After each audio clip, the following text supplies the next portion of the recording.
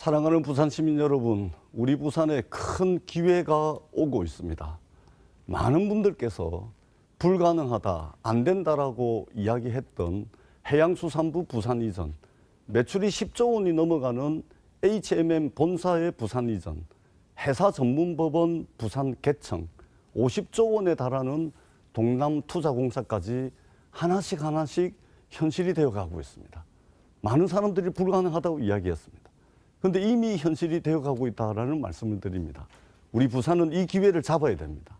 그리고 이 기회를 잡는 것을 넘어서서 이 기회가 가져오게 될 효과를 10배, 100배 더 키워야 됩니다. 그러려면 중앙정부와 열심히 소통을 잘할 수 있는 힘 있는 부산시장, 중앙정부의 정책과 예산을 부산으로 확 땡겨올 수 있는 힘있고 능력 있는 부산시장이 필요합니다. 우리 후보님께서 이제 질문을 하시고 30초 답변을 주시는 것이 룰이다 이 말씀을 드리고 룰을 지키는 토론을 해주십사 하는 부탁의 말씀을 드리도록 하겠습니다. 마치 우리 박형준 후보님께서는 질문을 해놓고 제가 말씀을 드리면 그것은 중요하지 않고 이것이 중요하다 이런 식으로 말씀을 하시는데요. 그렇지는 않습니다. 의료기 같은 경우 중입자 가속기 같은 경우는 전력이 대단히 안정적으로 공급이 돼야 됩니다. 그게 가장 중요합니다. 중간에 전력이 울퉁불퉁 해버리면 큰일 나거든요. 그렇기 때문에 이 전력 반도체에 있어서 대단히 중요한 산업이다. 이 말씀을 제가 분명히 드리고요. 우리 정의한 후보님 몸은 좀 괜찮으신지 모르겠습니다. 단식하신 지 이제 얼마 안 됐는데 그래도 건강하신 모습 뵈니까 대단히 다행스럽다. 이 말씀을 드립니다. 그리고 우리 정의한 후보께서 단식까지 하시면서 우리 청년들의 절박함을 말씀하시고자 했던 그 진심을 저는 충분히 느낄 수가 있었습니다. 특히 우리 후보님 공보물에 이런 문장이 있더라고요. 미래를 찾아 떠났던 이들이 다시 돌아와서 꿈을 설계하는 역동적인 고향을 다시 세우겠다. 저는 이 문장에 깊이 공감을 합니다. 그리고 후보님 공보물에는 우리 부산 청년들의 현실을 정말 잘 표현을 해놨던데 79만 1,577원. 이게 뭐냐면 단지 부산에 산다는 이유로 부산의 직장인이 서울보다 매달 덜 받게 되는 임금 격차인데 우리 후보님께서 이 말씀을 하셨더라고요. 저는 이 표현이 우리 부산 청년의 현실을 정말 뼈아프게 정확하게 짚었다고 저는 생각을 합니다. 부산에 살고 싶어도 좋은 일자리가 부족하고 또 임금 격차도 대단히 크고 미래를 설계할 기회가 부족하기 때문에 어쩔 수 없이 떠나는 것인데 청년에게 필요한 것은 그럴듯한 약속, 또 부산에서 그런 약속이 아니고 실제 부산에서 일하고 살고 돈을 벌고 모으고 또 결혼해서 계속 살아갈 수 있는 구조라고 저는 생각을 합니다. 그런 점에서 우리 정의양 후보님께 한 가지 여쭤보겠습니다. 박형준 후보께서 1억 원을 만들 수 있게 하겠다 공약을 발표를 했는데 좋습니다. 청년의 자산 형성해야 됩니다. 청년에게 목돈을 만들 기회를 당연히 줘야 되겠죠. 그러나 지금 우리 부산 청년들의 현실이 매달 79만 원을 서울보다 적게 받고 있는 구조인데 이 구조를 냅두고서 이렇게 할 수는 없는 것이죠. 이 격차가 계속해서 된다면 1년에 948만 원, 10년이면 1억 가까이 됩니다. 우리 정의한 후보께서 이 박형준 후보의 1억 청년 공약에 대해서 이 부산의 청년 임금 격차, 일자리 문제를 어떻게 좀 바라보고 계신지 말씀해 주시면 좋겠습니다. 네, 저는 먼저 걱정을 해주신 우리 존경하는 전재수 후보님께 감사의 말씀 드립니다. 또 직접 또 병원에도 찾아와 주시고 단식 현장이 끝날 무렵 또 이렇게 찾아오셔서 격려해 주신 데 대해 이 자리를 빌어서 감사의 말씀을 드리면서 제가 생각하는 그런 청년 일자리에 대한 부분, 청년 임금 격차에 대한 부분들도 공보물에 나와 있는 대로 정확하게 짚어주셨습니다.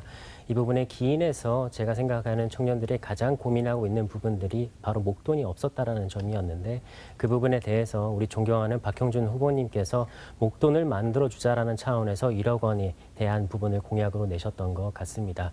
이거에 대해서 저는 사실 굉장히 긍정적으로 봤습니다. 3천만 원을 내면 나머지를 부산시에서 내주는 것으로 해서 부산과 우리 부산 청년들이 함께 갈 수 있는 방향을 제시하셨는데 실질적인 임금 격차를 해소하는 데 있어서는 다소 좀 방향이 다를 수 있겠지만 후보님 죄송한데 답변 시간 30초인데 한 네. 1분 정도 드렸거든요. 예, 감사합니다. 그 말씀 잘 들었습니다. 우리 청년 정책, 일자리 정책의 핵심은 정말로 양질의 일자리를 계속해서 만들어낼 수 있는 그 구조와 틀을 만드는 거라고 저는 생각을 합니다. 그래서 해수부 부산 이전과 그 산하 공공기관을 부산으로 이전하고 그리고 해사 전문법원을 부산에 개청하게 해가지고 그 해사 전문법원 중심으로 해서 주변에 지식 서비스 산업 생태계를 만들어서 일자리를 만드는 것.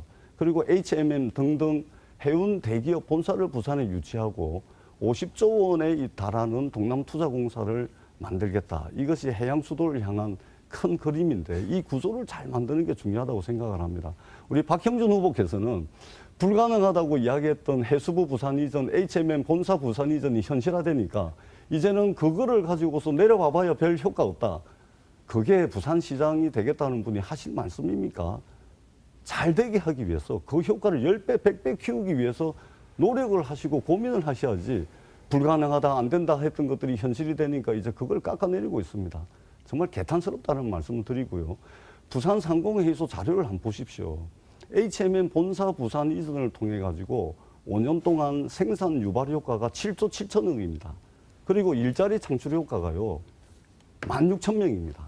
여기에 SK해운, 이미 본사 이전이 확정된 SK해운, H라인해운 이것까지 합하게 되면요. 생산 유발 효과가 10조 원입니다. 고용 창출 효과가 2만 명이에요. 2만 2천 명입니다.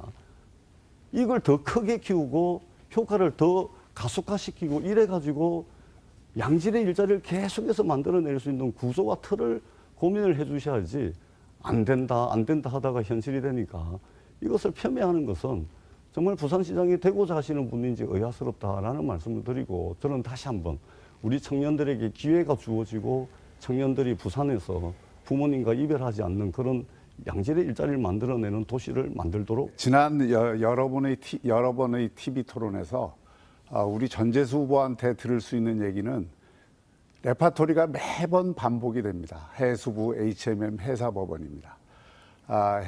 그 다 좋은 일이죠. 그리고 부산 경제에 굉장히 중요한 역할을 할 것입니다. 저희도 적극적으로 제대로 될 수 있도록 저희 노력을 하고 있습니다.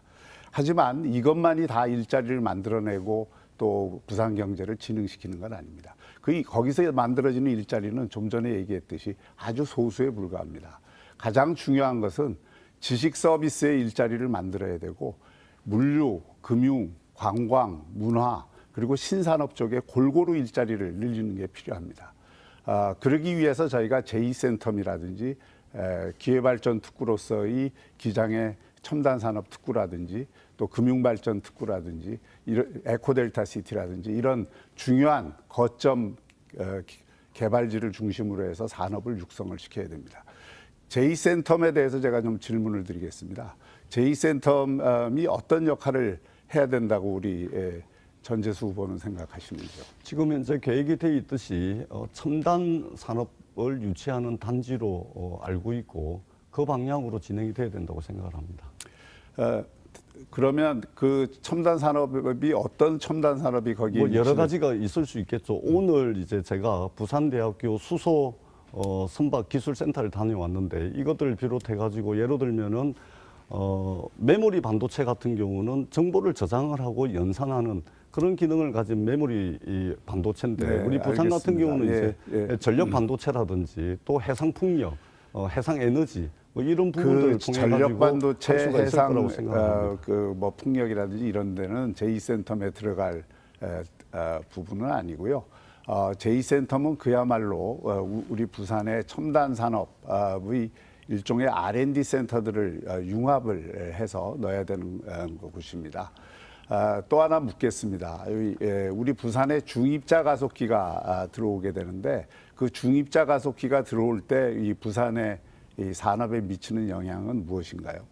그러니까 중입자 가속기 이런 의료라든지 이제 2027년부터 이제 암 환자분들을 비롯해 가지고 치료를 하게 될 텐데 이런 부분들은 특히 전력이 안정적으로 공급이 돼야 됩니다. 그렇기 때문에 전력 제어 장치로서 최근에 주목을 받고 있는 이제 전력 반도체 이런 부분들이 대단히 중요하다고 생각을 하고 있고 중소 중견기업들을 상당히 됐습니다. 부산에 유치를 많이 하는 것이 중요하다고 중입자 생각을 가속기하고 합니다. 전력 반도체를 연결하는 것은 대단히 그거는 우리 후보님 잘 잘못된 모르시는 거예요. 일이고요. 전력이 안정적으로 공급이 돼야 됩니다. 중입자 가속기, 의료기기가 그렇습니다.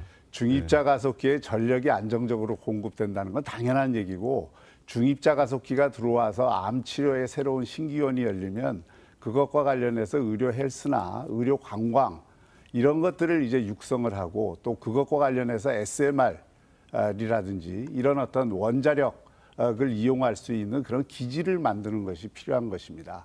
거기에 또 좋은 일자리들이 많이 나올 수 있는 것이고 그런 어떤 이 일자리가 나오는 곳은 여러 곳이 있습니다.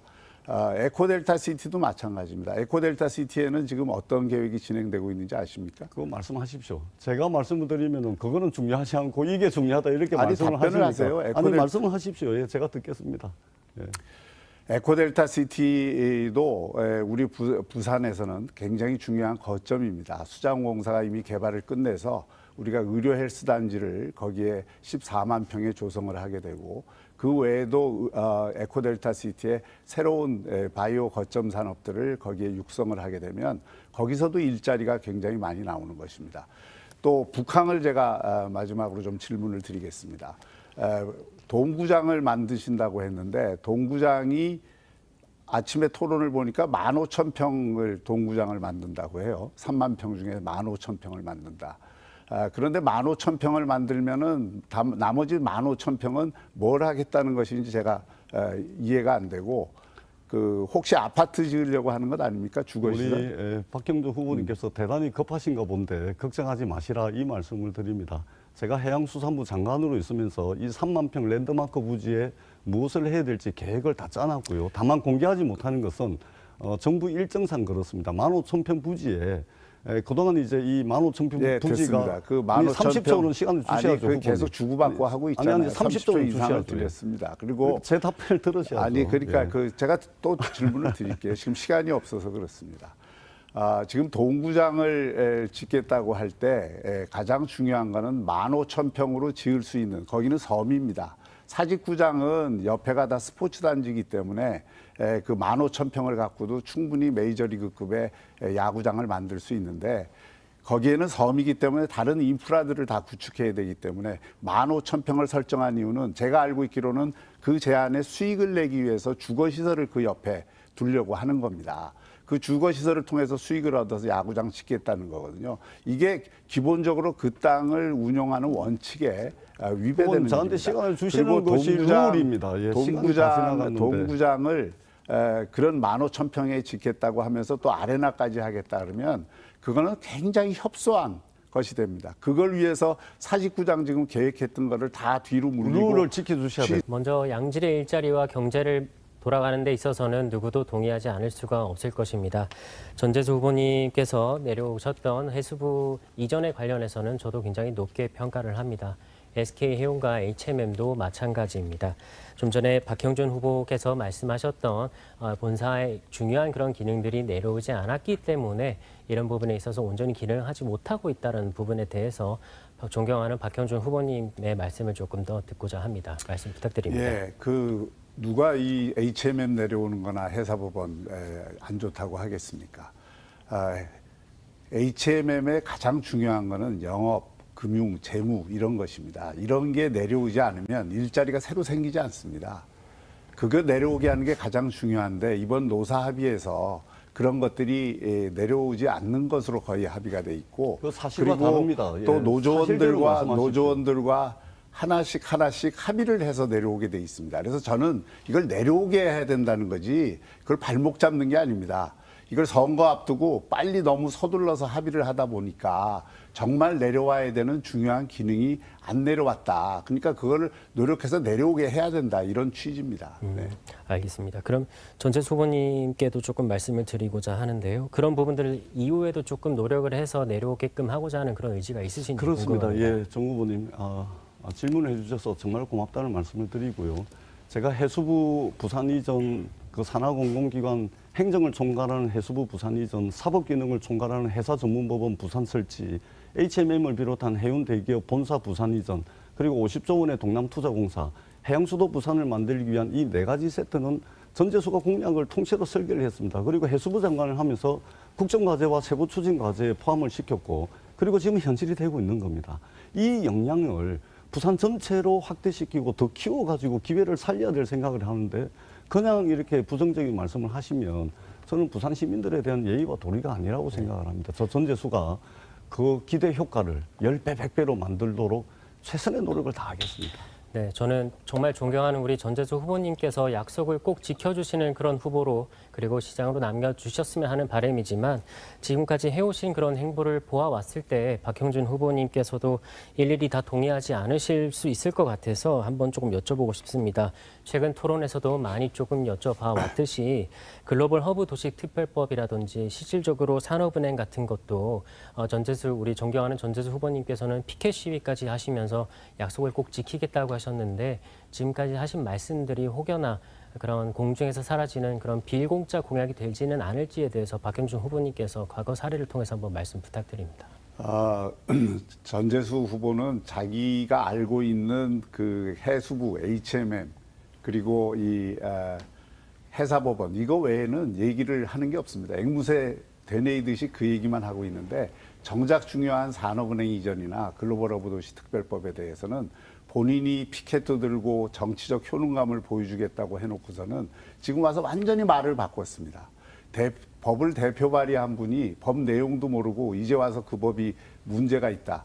본인이 정치적 효능감을 보여주겠다 할 때는 언제고 대통령 한마디 했다고 해서 거기에 그냥 머리를 숙이고 말을 바꾸는 이런 소신 없는 정치 해서는 안 됩니다.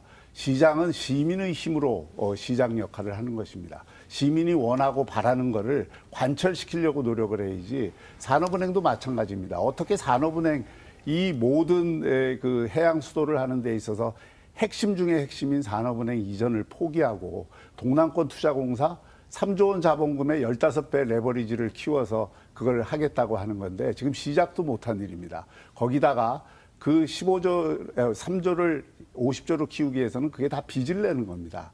그 국채를 발행해서 하게 되는 그것에 이자도 내기가 저는 어렵다고 봅니다. 산업은행 이전 다 정부 고시까지 끝낸 일을 지금 마무리 지으면 되는데 그걸 같이 노력해서 해야지 산업은행 이전은 안 되는 걸 왜 하느냐고 왜 안 됩니까? 민주당만 동의하면 되는 것인데 정부 고시까지 끝냈는데 이렇게 의지와 소신이 없이 그때그때 말을 바꾸는 그런 행정으로는 저는 작은 나라인 이 부산을 이끌 수 없다고 생각합니다. 네, 전재수 후보님께서도 조금 억울하실 것 같아서 산업은행을 피켓 챌린지까지 하시면서 정말 부산의 발전을 위해서 필요한 은행 이전이다라고 말씀하시고 동의하신 걸로 제가 알고 있는데 동남권 투자공사로 바꾸시게 된 결정적인 계기가 있으신지 좀 궁금합니다. 그렇습니다. 가장 현실적인 방법입니다. 산업은행은 대한민국 전체 투자 대출 보증 업무를 하고 그다음에 작년에 산업은행이 우리 부산의 전체 투자한 예산이 얼마인지 아십니까? 우리 박형준 후보님 아시는지 모르겠는데 1,000억이 안 될 겁니다. 몇백억이 안 될 겁니다. 그러니까 본전 이전을 하자는 거죠. 예. 후보님 룰은 좀 지켜주시죠. 후보님 답변하실 시간이 아니지 않습니까? 그리고 우리 박형준 후보께서 산업은행 지금 몇 년째 산업은행 남탓을 하고 있습니까? 윤석열 정부의 국정과제였습니다. 그리고 글로벌 허브 도시 특별법은 박형준 후보님 주도를 해가지고 발의를 하셨던 부산 경남 통합특별법과 완전히 자기 모순이에요. 서로 양립할 수 없는 법안을 제출을 해놓고 글로벌 허브 도시 특별법을 통과시키라고 머리까지 삭발을 하고 계십니다. 어느 장단에 춤을 춰야 될지 대단히 난감하다라는 말씀을 드리고 아무리 선거가 급하더라도 정도를 걸어주십사 하는 말씀을 간곡하게 드리도록 하겠습니다. 부산은 바닷길과 하늘길, 철길을 하나로 묶어가지고 세계적인 트라이포트를 완성할 수 있는 최적의 조건을 갖추고 있는 도시입니다. 환정물동량 세계 2위라고 하는 글로벌 항만, 부산항이 있고 그 배후에는 대한민국 전체 수출액의 거의 절반을 차지하는 4개의 국가산업단지가 있습니다. 이제 중요한 것은 가덕도 신공항의 경쟁력을 어떻게 키울 것인가 이것이 대단히 중요합니다. 저는 3가지를 하겠습니다. 첫 번째는 부산, 울산, 경남 800만 시도민의 하늘길이자 남부권의 글로벌 관문공항으로 만들겠습니다.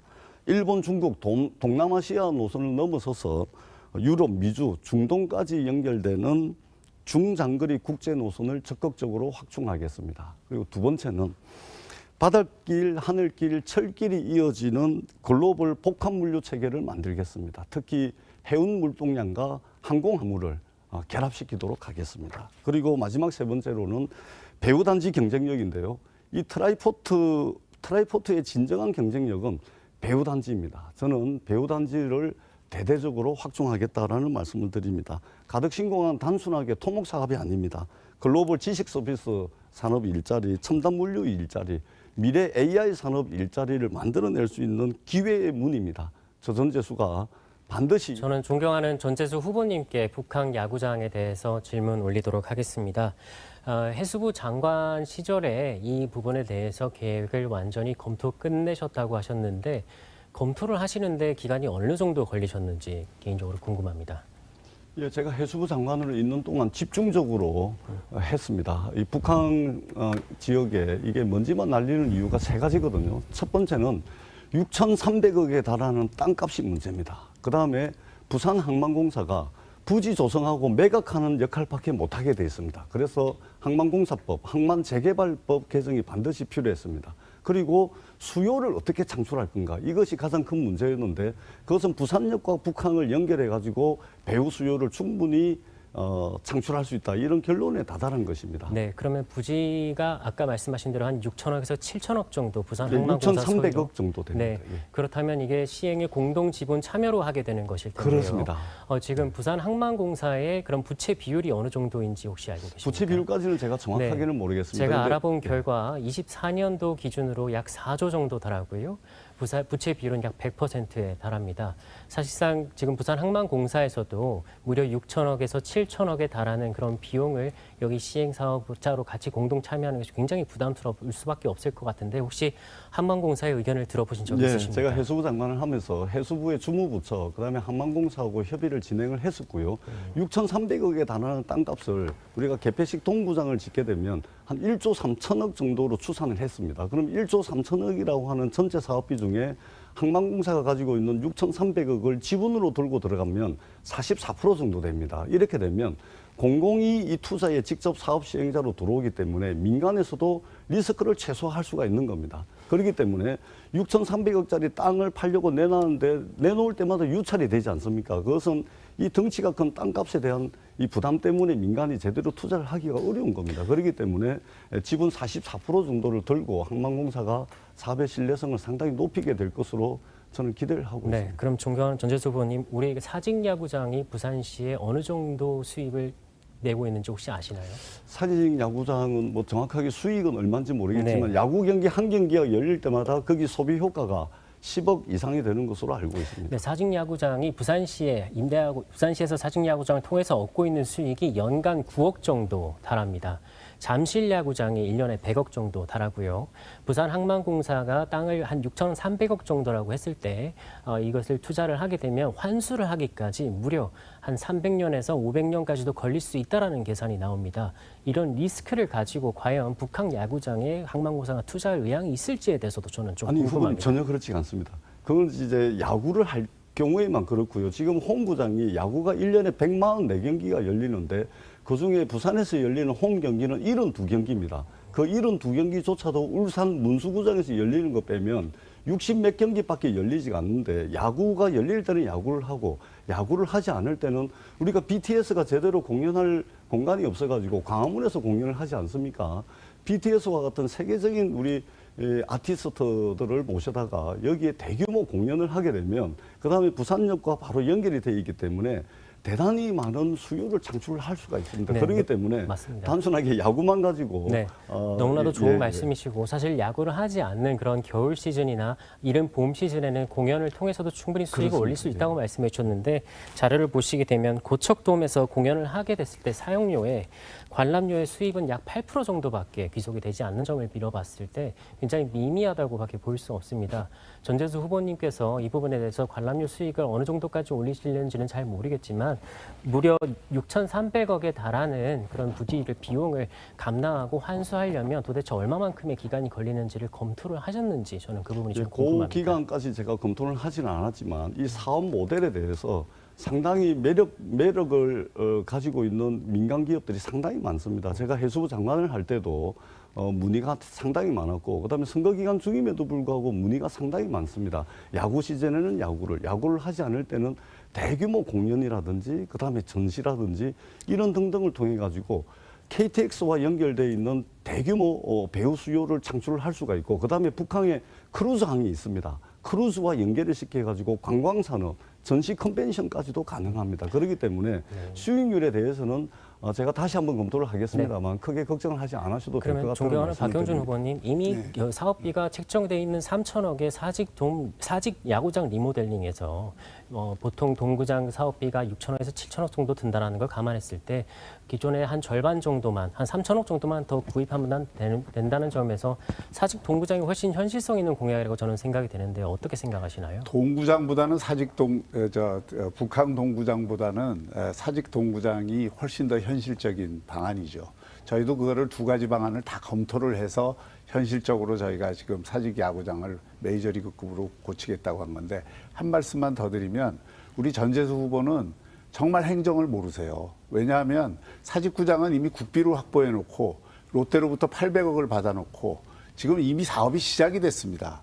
이거를 지금 무산을 시키고 생활체육구장으로 어떻게 만듭니까? 매몰 그건 비용이 불가능한- 하나도 없습니다. 왜 제대로 매몰 알고 말씀하세요. 매몰 제대로 비용- 알고 말씀하세요. 매몰 비용이 하나도 없습니다. 아까 제가 제대로 알고 끼어들 때는 말씀하세요. 뭐라고 하시더니 중간에 이러니까 룰도 정말 침소봉대, 그리고 거짓말, 그리고 또 정말 얼굴에 철판 깔고 하는 얘기들이 너무 많습니다.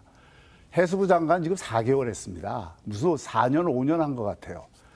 인턴도 6개월 합니다. 해수부 4개월 하고서 뭐 때문에 물러났습니까? 본인의 비리 혐의 때문에 물러난 것 아닙니까? 4개월 동안에 하면 얼마나 일을 했겠습니까? 4개월 동안 한 일을 갖다가 침소봉대를 어마어마하게 합니다. 북구에서 제가 어떤 일을 했냐 그랬더니 게시장 없앴다 그랬죠. 그 게시장 없앤 것도 알고 보니까 우리 전재수 후보 머리에서 나온 게 아니라 그 지역의 구의원이 오랫동안 노력한 것에 숟가락 얹은 것입니다. 그리고 이런 어떤 그 일들을 하면서 본인이 북극항로도 우리 전재수 후보가 처음에 그걸 얘기한 거예요. 대통령이 얘기한 거잖아요. 그리고 그 이전에 10년 전부터 부산시가 북극항로를 준비를 해온 겁니다. 이런 것들을 전부 자기 성과로 포장을 하고, 그리고 또 거짓말도 너무 많이 하십니다. 지난번에 금정산 국립공원에 무슨 반려동물이 출입을 못 해갖고 항의가 빗발친다. 그걸 직접 받으신 것처럼 얘기했죠. 지금 어디 반려동물을 금지하고 있습니까? 지금 협의하고 있는데, 그런 어떤 새빨간 거짓말로 국민들을 호도하면 저는 안 된다고 생각을 합니다. 또 덮어씌우기도 굉장히 많습니다. 제가 우리 뽕비두 센터에 대해서 물었더니 갑자기 제 개인 가족의 화랑 얘기를 해요. 그리고 그게 패밀리 비즈니스하고 뽕비두하고 관계가 있지 않느냐.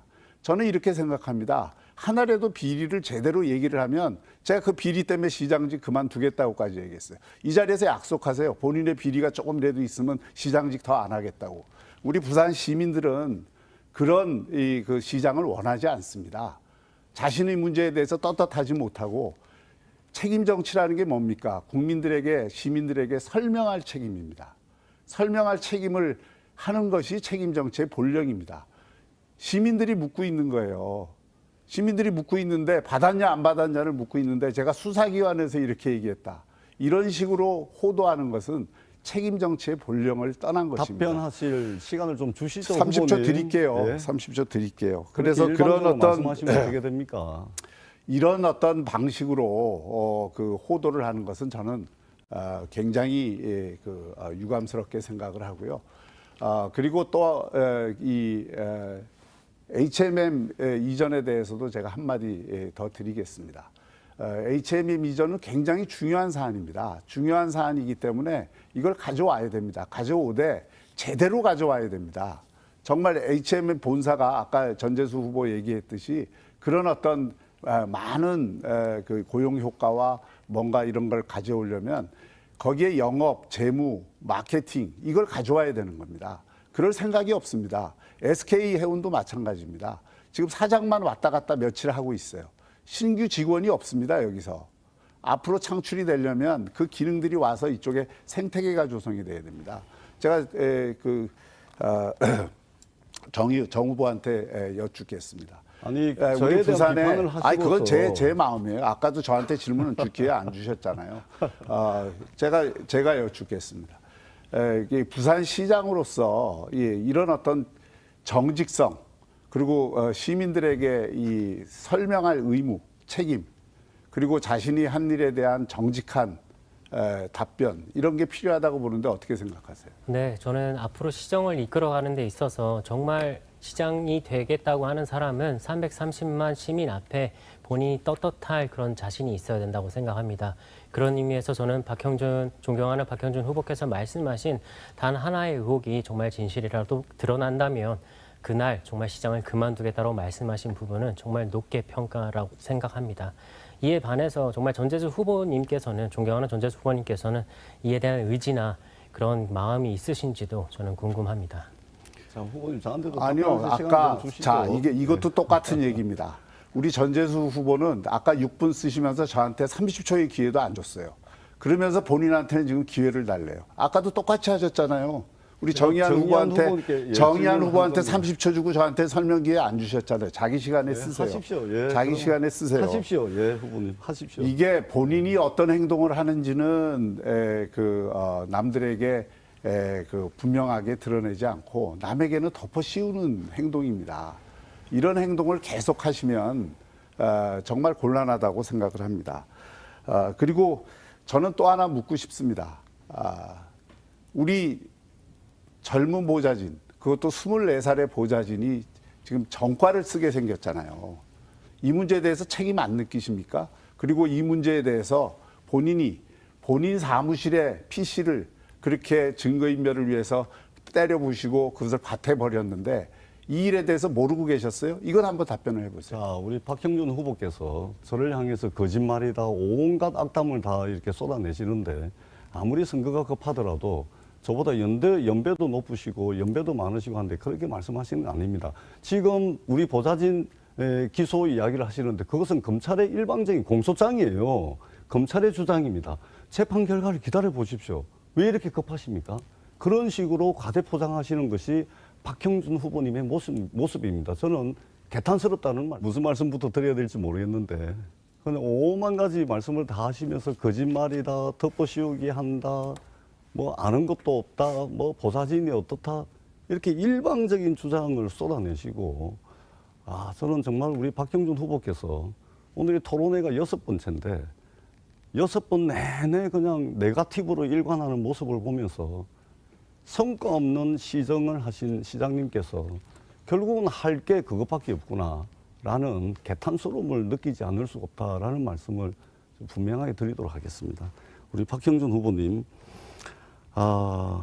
후보님께서 임기 중에 부산시가 정부 광고를 집행을 하게 되는데 이 정부 광고 중에 부산시의 정부 광고 중에 이 전국 대학 언론 매체에 지원하는 이제 광고가 있습니다.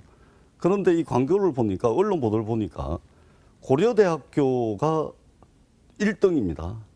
여기는 이제 박형준 후보께서 졸업한 대학이죠. 그다음에 2등이 동아대학교인데 여기는 우리 박 후보께서 교수로 재직을 했던 학교죠. 이 두 개 학교에 부산시 전체 대학 매체 광고, 정부 광고의 무려 72%가 집행이 됐습니다. 나머지 숱하게 많은 부산의 대학들에게는 부산시 광고가 한 건도 없어요. 어떻게 해가지고 자신이 졸업한 고려대학교, 그리고 자신이 교수로 있던 동아대학교에만 이렇게 72%나 되는 부산시 정부 광고를 집행을 했는지 알 수가 없습니다. 저는 이게 우연인지 우리 후보님 한 30초 답변을 요구합니다. 네, 그 광고 집행에 대해서는 사실은 제가 몰랐는데 이번에 그 문제 제기가 있어서 확인을 해보니까 동아대학교하고 고려대학교만 있는 게 아니라 부산대학교, 서울대학교도 있고요. 이 광고는 그 대학 신문들에서 요청을 할 때 집행을 하는 것입니다. 그 과정에 제가 일체 개입한 바가 없고 그 과정에 제가 어떤 대학이라 그래서 더 주라 마라 한 적이 없습니다. 예, 거기까지 듣겠습니다. 참 이게 물타기 잘하시네요. 부산대, 서울대, 연세대학교 있습니다. 근데 고려대학교, 동아대학교가 72%입니다. 거기에는요 얼마 안 됩니다. 얼마 안 되는 예산을 가지고 거기도 했다. 그럼 부산의 나머지 한 20개 정도 대학은 왜 합니까? 서울대학이 왜 하죠? 고려대학교 왜 하죠? 부산에 얼마나 많은 대학이 있습니까? 신청을 안 해서 그러니까 못한 제 것입니다. 말씀 들었어요. 예, 예. 더 이해하기 어려운 거는 부산시의 청년 정책을 소개하는 부산 청년 플랫폼 청년지대라고 이 광고가 있는데요. 근데 이 광고가 부산 청년 플랫폼 그 청년지대 광고입니다. 근데 이 광고가 어디에 실렸는가 하면 서울에 있는 고려대학교 고대신문에 고대생들이 보는 고대신문에 이 광고가 실립니다. 아니 부산 청년 정책 광고를 하는데 부산에 있는 청년들, 부산에 있는 대학생들이 봐야 될 거 아닙니까? 그런데 그거를 고대신문에 합니다. 그런데 우리 후보님께서는 이런 문제가 나오면 나는 몰랐다. 나는 몰랐다.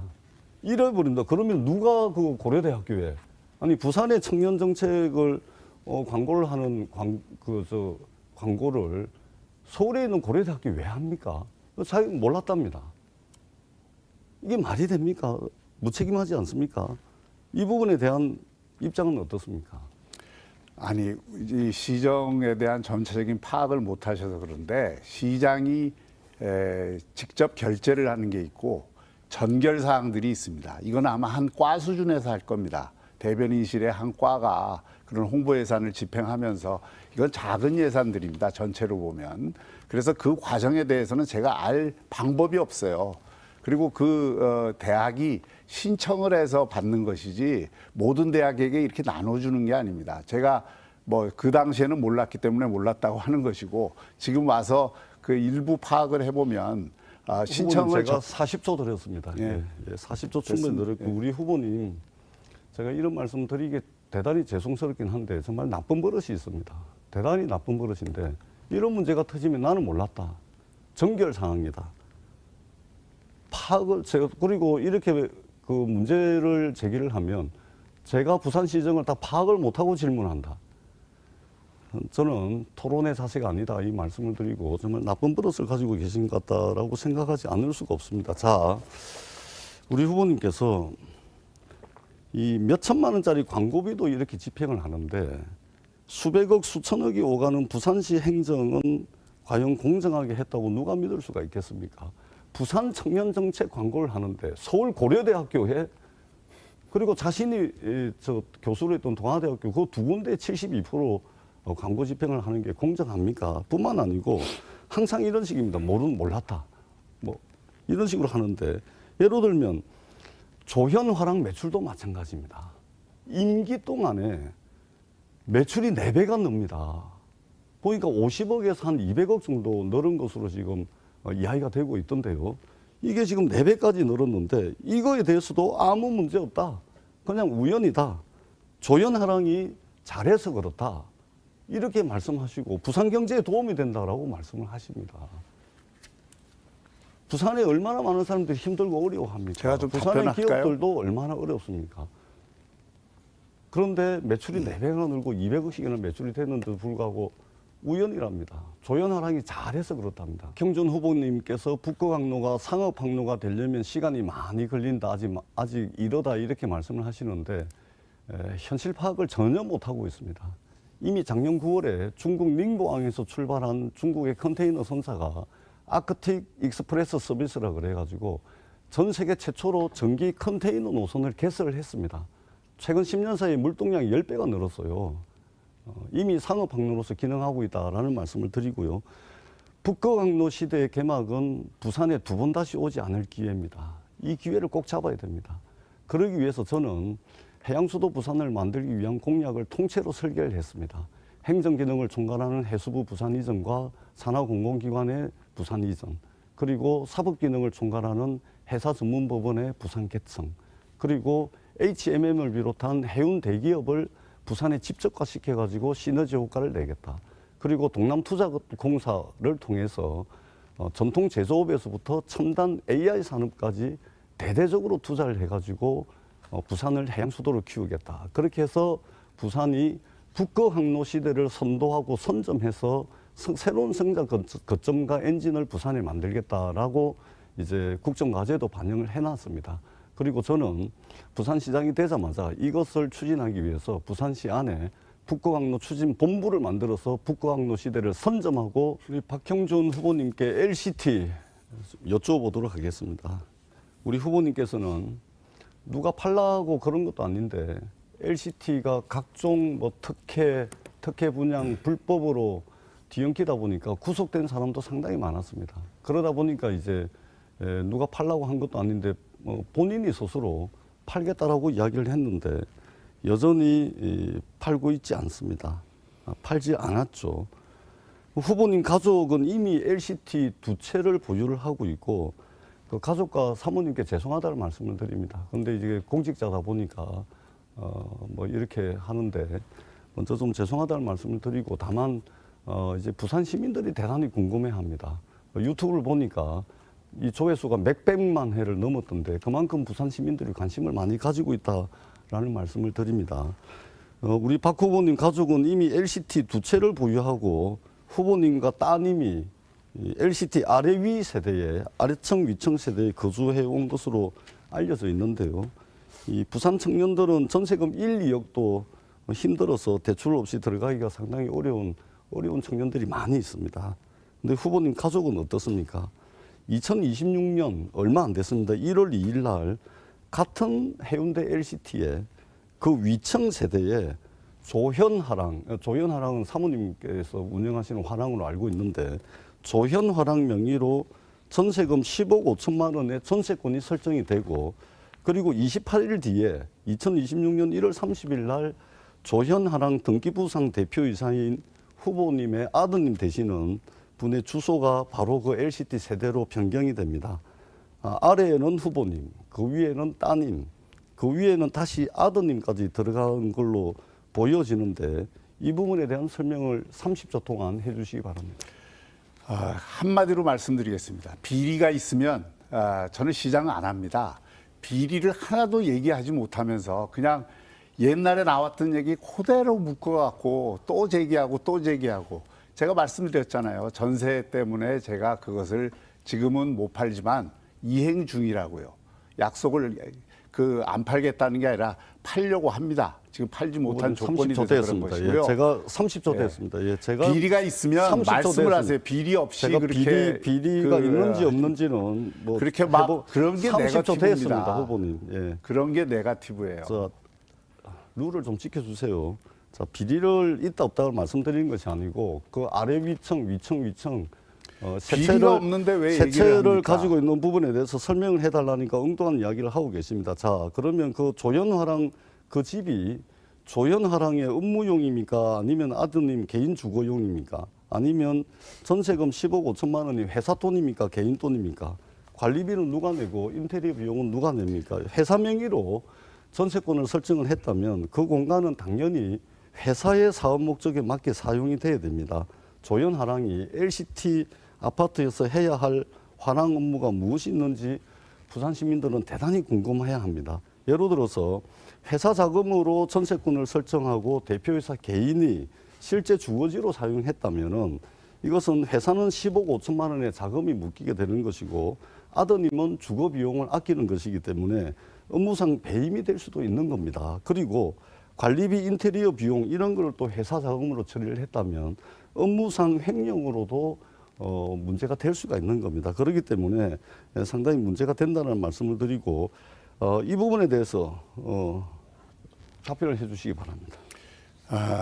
정말 딱합니다. 우리 전재수 후보가 오직 할 일이 제가 없으면 묻는 것에 답변하십시오. 개인 화랑에 또 회사의 그 사정에 대해서 문제가 있으면 거기에서 지적을 하세요. 지금 저를 검증을 해야지 독립법인이 회사 용도로 쓰고 있는 것을 갖다가 그렇게 마음대로 말씀하시고 그걸 묶어갖고 마치 무슨 문제가 있는 것처럼 제가 말씀드리잖아요. 비리가 있으면 비리를 얘기하세요. 그러니까 주거용입니까? 비리가 업무용입니까? 있으면 비리가 얘기를 자, 하세요. 후보님 비리로. 30초 됐습니다. 그러니까 묻는 이야기는 하나도 답변을 안 합니다. 그게 주거용인지 업무용인지 그 이야기하지 않습니다. 회사 자금으로 주거를 하면 업무상 횡령, 업무상 배임 뭐 이런 것들이 이제 될 수가 있는 사안입니다. 이 부분에 대해서는 전혀 말씀을 안 하세요. 그러니까 제가 답답한 것은 아니 누가 팔라고 그랬습니까? 온갖 부정부패 때문에 많은 사람들이 정치인, 관료, 그다음에 브로커, 건축업자들이 구속이 되고 난리가 나니까 거기에 부산시장이 거주하는 것이 부산 시민들 보시기에 대단히 부적절하기 때문에 그것을 본인이 잘 알기 때문에 누가 팔라고 한 것도 아닌데 팔겠다고 한 거예요. 근데 말은 팔겠다고 해놓고 행동은 또 다른 청의 아들이 또 입주를 합니다. 그것도 회사 명의로 하게 되는데 그것이 업무용인지 주거 목적인지도 지금 말씀을 안 하고 계십니다. 제가 이렇게 묻는 것은 이미 LCT와 관련해 가지고 유튜브를 보게 되면 200만회, 300만회 조회수를 기록을 하고 있고 이것은 그만큼 우리 부산 시민들이 대단히 이제 궁금해 하시는 내용이기 때문에 제가 여쭤보는 겁니다. 우리 후보님은 저의 문제에 대해서는 일방적으로 거짓말 잘한다 뭐 오만 말씀을 하시면서 제가 묻는 말씀은 하나도 답변을 안 합니다. 그냥 얼렁뚱땅 넘어갑니다. 비리 없다. 조현하랑이 영업을 잘했다. 뭐 이런 식으로 넘어갑니다. 업무용인지 주거용인지 명확하게 대답도 안 합니다. 왜 세 채나 됩니까, 거기에? 물론 정치권이긴 합니다만. 그래서 저는 시민 앞에서는 팔겠다 해놓고 뒤로는 가족이 청청히 살고 있습니다. 저는 부산 시민을 기만하는 행위다라고 두 분께서는 정말 많은 토론회를 통해서 정책에 관련해서 이렇게 많은 얘기를 또 하실 기회도 있으셨지만 저는 이 토론회가 사실상 처음이자 마지막이 될 것 같습니다. 시민분들 앞에 정말 송구하다는 말씀드리고 또 한편으로는 제가 정말 뭐 쳐다도 볼 수 없는 정말 높으신 정말 우리 정말 그런 선배님들 정치 선배님들하고 이렇게 한 자리에서 시민분들 앞에서 이렇게 정책에 대해서 말씀 나눌 수 있어서 정말 소중한 시간이었습니다. 네, 전재수 후보님께 좀 질문을 드리자면 아까 해주신 말씀 중에 정말 많은 또 시민분들에서 많이 또 궁금해하고 계신다고 더군다나 또 억울해하시는 부분도 많으시고 또 박형준 후보, 존경하는 박형준 후보께서 이렇게 또 과대 포장하고 계신다. 본인에 대한 그런 뭐 비리가 어떻다 이렇게 말씀드리는 건 아니고 저 또한 이제 후배 정치인이고 또 전재수 후보님께서도 이제 존경하는 선배 정치인이시다 보니까 흔히들 그런 말씀 많이 하시잖아요. 정치인들 입만 열면 거짓말 많이 한다고. 근데 이런 기회를 통해서 제가 오늘 가져온 그런 기회가 있는데 한번 보여드리겠습니다. 제가 직접 사비를 들여서 미국에서 공수를 해왔습니다. 경찰용으로 쓰여지는 그런 거짓말 탐지기인데요. 정말 존경하는 전재수 후보님께서 이 자리를 토대로 본인에 대한 비리나 이런 것들이 정말 이미 수사가 종결이 되고 끝났지만 부산 시민들 앞에 시정을 이끌 수 있는 330만의 시정이라면 정말 거짓말 탐지기를 통해서 이렇게 본인에 대한 의혹을 떨칠 수 있는 의향이 있으신지 좀 여쭙고 싶었습니다. 답변 부탁드립니다. 정의한 후보님 청년 정치인으로서 뭐 토론에 임하고 계신데 지켜야 될 선은 지켜주십사 하는 말씀을 드리도록 하겠습니다. 제가 부산의 유일한 민주당 국회의원입니다. 저에게 문제가 있었다면 한석밖에 없는 국회의원직을 사퇴하고 부산시장에 출마를 했겠습니까? 그러니까 그런 걱정 하지 마시고 이렇게 좀 보여주기식으로 토론을 하지 않았으면 좋겠다라는 말씀을 드리겠습니다. 물론 우리 후보님께서 하시는 말의 진위를 그 의미를 모르는 말은 아니지만 토론에서 어느 정도 지켜야 될 선은 지켜주십사는 말씀을 드리도록 하겠습니다. 네, 저는 정말 존경하는 전재수 후보님께서 많이 억울해하시는 그런 부분들이 후배 정치인으로서 조금은 그런 부담을 덜어드리고자 했던 그런 방식이신데 유감을 느끼셨다면 저는 이 자리를 빌어서 조금 죄송하다는 말씀 드립니다. 저는 만약에 전재수 후보님, 존경하는 전재수 후보님의 입장이었다면 이 자리를 통해서 물론 이 거짓말 탐지기가 법적 효력이 없다라는 사실은 우리 존경하는 전재수 후보님께서도 잘 아실 거라 생각합니다. 오히려 이번 기회를 통해서 내가 당당하게 거짓말 탐지기에 응하겠다. 지금 이 자리에서든 이 자리가 끝나서든 정말 시민들 앞에서 내가 응하겠다라고 말씀을 해주셨다면 더 좋지 않았을까라는 생각을 합니다. 죄송한데 제가 한 말씀만 더 드릴까요? 네. 지난 4개월 동안 저를 아는 사람들 중에 전화통화 2번, 3번 이상 한 사람들 전부 정부 조회를 다 했습니다. 거기에는 기자들도 포함되어 있고요. 제 지역구에 70, 80대는 형님들도 정보 조회를 당했는데 경찰청에서 이제 와가지고 무슨 일이냐고 물을 정도로 정말 강도 높은 수사를 받았습니다. 그리고 저는 수사 과정에서 일관되게 말씀을 드렸지 않습니까? 일체의 불법적인 검문수수 없었다라고 말씀을 드렸고 그리고 수사 결과에도 그렇게 나와 있습니다. 그런데 계속해서 이렇게 문제 제기를 합니다. 저는 정말로 이것은 일관된 네거티브고 악의적인 흑색선전이라고 밖에 볼 수가 없습니다. 의혹이 있어서 수사를 받았고 종결이 됐습니다. 물론 논란의 중심에 서게 된 부분에 대해서는 이후 여하를 막론하고 부산 시민들께 죄송하다는 말씀을 드립니다. 그러나 일체의 그런 부분이 없었다라는 것을 제가 일관되게 수사기관에서 진술을 해왔고 결과도 그렇게 나왔다. 라는 말씀을 분명하게 드리도록 네, 하겠습니다. 개인적으로 굉장히 아쉽지만 그래도 박형수 후보님께도 한번 말씀 여쭙겠습니다. 방금 에 대해서 어떻게 생각하시는지 한번 간단하게 말씀 부탁드립니다. 저는 우리 전재수 후보가 문제의 본질을 물으면 그거를 묘한 방법으로 회피를 합니다. 지금 시민들이 알고 싶은 거는 까르띠에 시계를 받았는지 안 받았는지, 불가리를 받았는지 안 받았는지 그걸 묻고 있는 겁니다. 그걸 물으면 늘 수사기관에서 제가 이렇게 답변했습니다.로 피해갑니다. 허위사실 공표를 피하기 위한 거죠. 술책이죠. 정직하게 답하세요. 그리고 까르띠에 시계를 그 소위 수리했다는 지인이 누굽니까? 그 사람은 어떻게 그 까르띠에 시계를 갖게 된 것입니까? 그 과정을 소상히 좀 밝혀주셨으면 좋겠습니다. 제가 좀 말씀을 드릴까요? 예. 분명히 말씀을 드리는데 우리 후보님께서 계속해서 수사 결과가 나와 있고 수사 결과에 대해서 이미 다 공표가 됐음에도 불구하고 계속해서 뒷다리를 잡고 있는 겁니다. 예를 들면 받았다 안 받았다 그러면 또 고소 고발이 이루어질 테고 그러면 또 지난 4개월의 과정을 왜 고소 해야 고발이 되는 겁니다. 이루어집니까? 이미 제가 고소 고발을 당했습니다. 그러니까 이거를 뭐냐면 지난 4개월의 수사를 또 반복하려고 하는 법 기술을 지금 이용하고 있는 거예요. 후보님 그렇게 하시면 안 됩니다. 제가 몇 번을 말씀을 드립니까? 저에게 문제가 있다면 하나밖에 없는 민주당 국회의원직을 사퇴를 하고 제가 부산시장에 출마를 하겠습니까? 한번 생각을 해보십시오. 그렇기 때문에 더 이상 의혹이 있으면 수사를 해야 되고 그 수사를 강도 높게 받았고 그리고 그것이 종결이 돼서 나와 있습니다. 그런데 그것을 자꾸만 의혹이 있다 답변해라 이렇게 하는 것은 전형적으로 악의적인 흑색선전이고 박형준 후보가 선거기간 내내 일관되게 네거티브로 하고 있습니다. 저는 성과 없는 부산시정을 보인 무능한 부산시장에 저는 공격이라고 생각하지 않을 수 네, 우리 그 전재수 후보가 성과 없는 시정이라고 했는데 성과 차고 넘칩니다. 지금 부산이 5년 전에 비해서 엄청나게 변화했다는 것은 엊그제 그 중국인들이 전 세계 여행지 가운데 부산을 가장 가고 싶은 여행지로 꼽았습니다. 그리고 아시아의 관광객들이 요즘 부산병 아리를 한다고 할 정도로 부산의 재미와 매력에 빠져들고 있습니다. 이게 그냥 이루어진 일이 아닙니다. 지난 5년 혁신의 파동이 모든 곳에서 넘쳐났습니다. 우리가 미식 도시 만들었고 커피 도시 만들었고 컨텐츠 도시 만들었습니다. 그런 결과입니다. 부산의 삶의 질 엄청 좋아졌습니다. 대기질이 지금 전국에서 1위고요. 생활체육 참가율도 1위입니다. 우리 전재수 후보는 숫자에 빠지지 말라 그러는데 우리 전재수 후보야말로 숫자를 무시하지 마십시오. 숫자가 그 도시의 성과의 지표입니다. 이런 것들을 외면하면서 무조건 프레임을 걸어서 상대를 무능하다, 또 한계 없다 이렇게 찍어 누르는 거야말로 그것이 네거티브인 것입니다.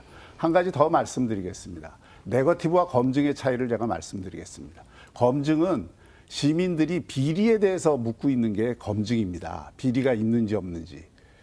비리에 대해서 지금 답변을 못하고 계시잖아요. 여전히 똑같은 얘기를 반복하고 있습니다. 그걸로 시민들의 갈증이 해소됐습니까? 전혀 갈증이 해소되지 않았습니다. 시민들에게 정직하게 답변을 못하면서 받았으면 받았다, 안 받았으면 안 받았다 이렇게 얘기를 하면 되는 것입니다. 만약에 안 받은 게 그게 사실이라면 어떤 법에도 걸릴 이유가 없어요. 걸릴 이유가 없습니다.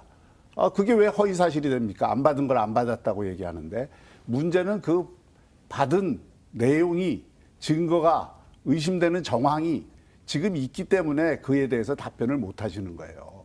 이거 분명히 얘기죠. 왜 그 말을 싹 돌려갖고 그것을 회피하려고 하십니까? 그리고 제가 말씀드리지 않았습니까? 그거를 물타기 하기 위해서 아니 개인 회사가 영업을 잘해서 그것도 해외 영업을 잘해서 매출이 늘었으면 칭찬받을 일이지 그게 무슨 비난받아야 될 일입니까? 그게 시장의 가족관계에 있는 기업이라고 해서 그 기업이 비리가 없는 이상 그리고 어떤 문제가 없는 이상 그 매출이 는 게 왜 문제입니까? 저는 전혀 그 이해를 할 수가 없습니다. 그런 식으로 물타기 하는 것은 그거야말로 네거티브죠. 검증과 네거티브를 명확히 구별을 해야 된다고 저는 생각합니다. 제가 하고 하자는 것, 그리고 정의한 후보가 지금 검증하려고 하는 건 시민들이 정말 궁금한 거를 검증을 하려고 하는 겁니다. 제가 한 가지 묻겠습니다. 해양수도특별법을 우리 그 전재수 후보가 제정하셨다고 얘기를 하셨죠. 여러 자리에서 그 얘기하셨어요. 그런데 해양수도특별법은 전재수 후보는 이 제정에 참여하지 않은 것으로 저는 알고 있는데 제정에 참여하셨습니까? 자, 제가 이제 LCT 말씀드리고 이 문제에 답변을 하세요. 말씀드리겠습니다. 그것은 약속을 지키지 않는 시장에 대한 부산 시민들의 문제 제기다라는 말씀을 드리고, 해양수도특별법은 제가 해수부 장관으로 있으면서 국회와 협력을 하면서 제정을 한 겁니다. 그래서 정부 입법을 하게 되면 시간이 걸리기 때문에 울산의 김태선 의원으로 하여금 정부를 대신해서 발의를 하게 했고, 그다음에 제가 의원들 전부 설득을 했습니다. 다 댕기면서. 그렇기 때문에 사실상 이제 제정이 맞는 것이죠. 그러면 그렇게 말씀하시면 안 됩니다. 제정을 했다는 것은 그 자칫 잘못 말하시면 그게 허위 사실이 되는 아니, 거예요. 무슨 말씀인지 아시잖아요. 다섯 개, 여섯 개의 법률안이 제출이 됐습니다. 그 가운데 5개는 6개 가운데 하나는 민주당 의원이 한 거지만 다른 5개는 국민의힘 의원들이 다 발의한 겁니다. 그게 통합 심의가 돼서 그 법이 통과된 것이죠. 이걸 왜 본인이 그 성과를 독차지합니까? 제가 장관으로 있으면서 제가 지금 답변 시간 안 드렸어요. 무슨 의미인지 아시면서 그렇게 꼬아서 말씀하십니까? 무슨 의미가 아니라 그래서 제정이라고 제정을 본인이 하셨다고 말씀하시면 안 된다 이 말씀입니다. 그리고 그 부산시정은 사실 물론 해양수도 기능이 중요하고 그 기능들이 중요하지만 그것으로 한정되는 게 이게 부산시정이 아닙니다. 부산시장은 복합 종합 행정입니다. 여러 층위의 일들을 알아야 돼요. 제가 뽕비두를 물었더니 조현아랑 문제로 호도하셨잖아요.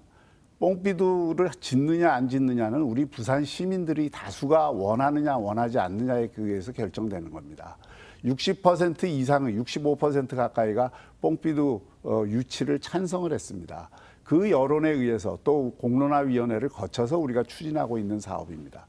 또 그것이 그 부산의 관광 진흥을 위해서 대단히 중요하기 때문에 이런 일을 하는 것입니다.